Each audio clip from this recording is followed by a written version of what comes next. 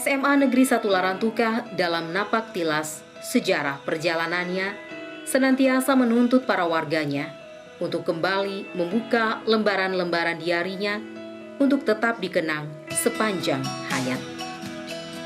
Sejak awal berdirinya dengan nama SMA Katolik Santo Ignatius yang digagas dan didirikan oleh Bapak Lambertus Tulenhajon, spiritualitas Santo Ignatius senantiasa menjiwai karya perjalanan sekolah ini. Verba dosen exemplar trahum. Kata-kata mengajar dan mendidik, tingkah laku atau contoh harus menarik dan menggerakkan. Adagium klasik inilah yang selalu menggerakkan hati dan menjadi kata-kata peneguhan dalam proses pendidikan di lembaga kala itu. Suasana politik waktu itu kemudian mendorong Bapak Lambertus Tulenhajon menyerahkan sekolah ini ke pemerintah yang selanjutnya menjadi sekolah negeri dan diselenggarakan oleh pemerintah terhitung tanggal 1 April 1977 dengan nama SMA Negeri 468 Larantuka. Nama ini merujuk pada urutan sekolah negeri yang ke-468 di Indonesia pada waktu itu. Selanjutnya, nama ini berubah menjadi SMA Negeri 1 Larantuka sampai dengan saat ini. Nomen et omen. Nama itu sesungguhnya adalah tanda. Walaupun dia berubah, tetapi nama itu tetap membekas di hati. Nama itulah yang senantiasa menjadi spirit dan ilham bagi setiap kita. Terhitung sejak berdiri sampai dengan saat ini, para guru yang ditugaskan menjadi kepala sekolah di SMA Negeri 1 Larantuka, yang pertama Bapak L.T. Hajong selalu sebagai pendiri sekolah, yang kedua Bapak Dr. Andus M.A. Korohama, yang ketiga Bapak Dr. Andus Mikael Molan Parong, yang keempat Bapak Dr. Andus Yohanes Amijain, yang kelima Bapak Agustinus Seri Kumanireng SPD, dan yang keenam saya sendiri Dr. Andus Yakobus Wilanota. Dalam melaksanakan tugas sebagai kepala sekolah, saya dibantu oleh 4 orang wakil kepala sekolah, yaitu yang pertama wakil kepala sekolah urusan kurikulum, yang kedua wakil kepala sekolah urusan siswa, ketiga wakil kepala sekolah urusan humas, dan yang keempat wakil kepala sekolah urusan sapras. Jumlah guru dan pegawai yang bekerja di sekolah ini pada saat ini sebanyak 88 orang yang terdiri dari 76 guru dan 12 pegawai.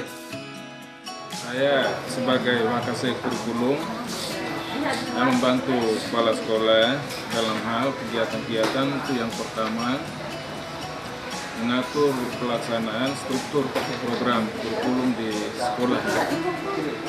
Kemudian yang kedua itu adalah mengatur dan mengendalikan pelajaran dan persiapan, mulai dari persiapan, proses pelaksanaan dan evaluasi. Kemudian yang ketiga itu adalah mengkaji efisiensi dan efektivitas proses belajar mengajar. Yang berikut adalah menyusun laporan pelaksanaan pengajaran secara berkala. Dan yang terakhir itu adalah mengkoordinir kegiatan MGMP di sekolah. Pada umumnya, kami sebagai Wakasek Kesiswaan bertugas membantu kepala sekolah dalam hal satu, merencanakan dan mengendalikan semua kegiatan yang berkenaan dengan peningkatan kultur sekolah. Sebagai Wakasek Humas, ada beberapa kegiatan yang berada di bawah pengawasan Wakasek Humas. Yang pertama itu mengatur dan menyelenggarakan hubungan sekolah dengan orang tua atau wali murid. Yang kedua, merencanakan dan menyelenggarakan kegiatan-kegiatan dalam rangka memperkenalkan sekolah kepada kalangan masyarakat luas. Yang ketiga, membangun hubungan kerja dengan instansi atau dinas pemerintah dalam menunjang kegiatan pembelajaran di sekolah. Yang keempat, membangun kemitraan dengan dunia usaha, lembaga diklat dan juga LSM guna terlaksananya program life skill di sekolah ini.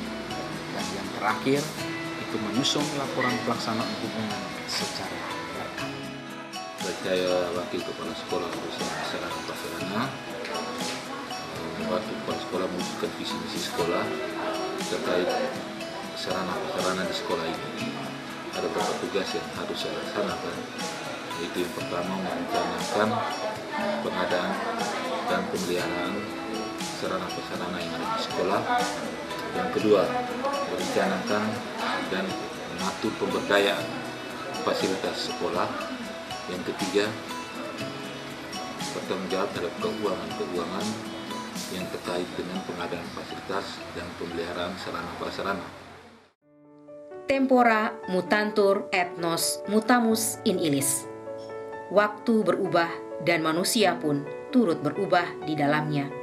Karena pada prinsipnya manusia adalah bagian dari waktu itu.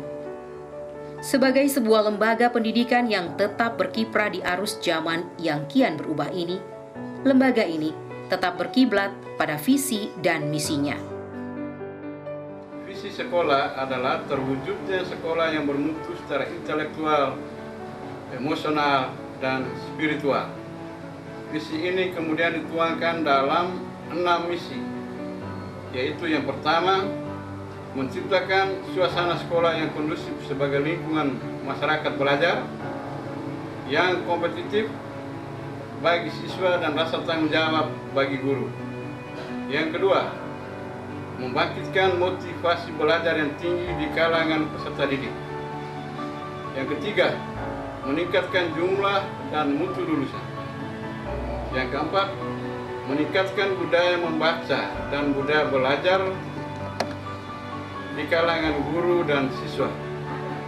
Yang kelima, meningkatkan hubungan kerjasama guru, murid, dan orang tua atau masyarakat. Dan yang keenam adalah mengoptimalkan pendidikan nilai dan pendidikan religius. Sebagai satu-satunya sekolah menengah atas negeri yang terletak di pusat Kabupaten Flores Timur, sekolah ini selalu menjadi incaran para peserta didik baru pada setiap pembukaan tahun pelajaran. Tidak mengherankan jika setiap tahun jumlah calon peserta didik baru yang mendaftar selalu membludak. Hingga saat ini, sekolah ini memiliki jumlah siswa yang jauh melampaui target yang ditentukan. Sebanyak 1.000 lebih siswa yang kini sedang mengenyam pendidikan di lembaga pendidikan ini. Walaupun memiliki jumlah siswa yang jauh melampaui batas yang ditentukan, sekolah ini tetap memiliki komitmen untuk tetap melahirkan output yang berkualitas. Bukan persentase kelulusan yang dikejar, melainkan kualitas kelulusan. Benar sekali, adagium klasik ini yang kerap kali menjadi pegangan bagi sekolah ini, yaitu non multa sed multum. Bukan banyak, tetapi mutu. Bukan kuantitas yang ingin diraih, melainkan kualitas yang ingin dicapai.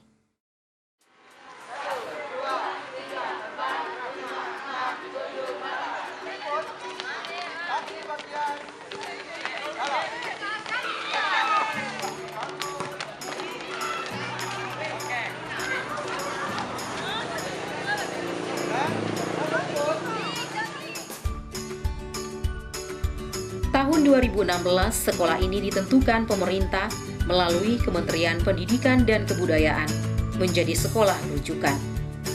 Sebagai sebuah sekolah rujukan di Kabupaten Flores Timur, sekolah ini juga dipercayakan untuk boleh menerapkan kurikulum 2013 atau K13.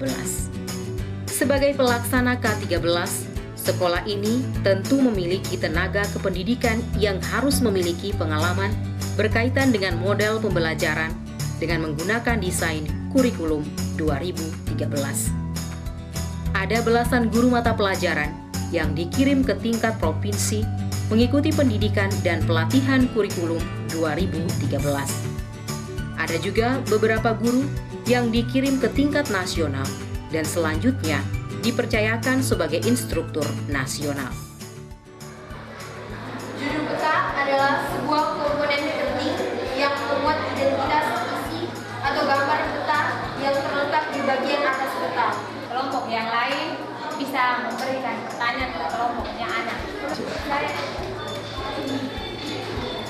Saya terima kasih atas kesempatan yang diberikan. Saya punya pilihan ada tulis skala. Skalanya 1:5000. Jadi tolong dijelaskan maksud dari skala 1:5000 itu. 1/5000 artinya 1 cm pada peta mewakili 5000 cm pada permukaan. Di bidang akademik maupun non-akademik, dalam hal ini, pendidikan ekstrakurikuler juga mengalami kemajuan yang signifikan. Para peserta didik juga sering berkompetisi, baik di tingkat sekolah, kabupaten, provinsi, maupun tingkat nasional. Banyak sekali trofi dan piagam penghargaan yang diraih peserta didik dari sekolah ini, khususnya dalam event-event besar maupun di tingkat sekolah. Dalam kaitan dengan sekolah rujukan, sekolah juga telah membangun budaya atau kultur khas sekolah yang kemudian dijadikan sebagai pembiasaan di sekolah. Gerakan literasi sekolah kini menjadi sebuah gerakan bersama yang sangat hidup di sekolah ini. Aksi membaca selama 15 menit bagi siswa setiap hari Selasa, Rabu, dan Kamis kini menjadi sebuah kultur dan sebagai sebuah pembiasaan di sekolah ini. Selain itu, ada juga gerakan penumbuhan budi pekerti terus diupayakan dan selalu menjadi bagian utama dalam pembinaan dan pembentukan mental serta karakter siswa. Ada gerakan senyum, sapa, dan salam. Siswa memulai gerakan pendidikan budi pekerti ini dari rumah. Setibanya di sekolah, diawali dengan berjabat tangan, mencium tangan bapak dan ibu gurunya di sekolah. Aksi senyum, sapa, dan salam merupakan pembiasaan yang aktual dan selalu dipraktekkan siswa setiap hari. Iklim persaudaraan, persahabatan, dan keakraban senantiasa menjadi budaya yang dihidupi setiap hari. Prinsip utama yang harus dipegang yaitu bahwa sekolah haruslah menjadi sebuah rumah yang menyenangkan, sebuah taman yang sejuk, segar, dan indah. Taman inilah yang selalu membuat semua warganya merasa betah dan kerasan untuk tetap tinggal. Akhirnya, supaya Semansa menjadi sebuah taman yang indah dan segar, seluruh warganya harus merawat iklim ini dengan baik.